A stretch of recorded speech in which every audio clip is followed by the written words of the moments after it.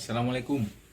Kembali lagi. Jadi di kesempatan kali ini kita akan coba memindah garis separator footnote itu yang awalnya ada di sebelah kiri, ya kita pindah ke kanan.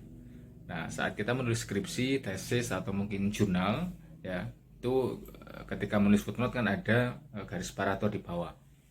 Nah, itu secara default itu kan ada di sebelah kiri. Nah, ketika kita menulis skripsi atau jurnal dalam bahasa Arab, nah itu alangkah baiknya itu dipindah ke sebelah kanan, ya, atau ada yang mewajibkan itu harus dipindah ke sebelah kanan. Nah, ini klasik sebenarnya, tapi masih banyak yang bertanya bagaimana caranya memindah separator ini ke kanan. Nah, di video ini akan sedikit saya sampaikan caranya, ya semoga nanti bisa bermanfaat. Silahkan disimak videonya.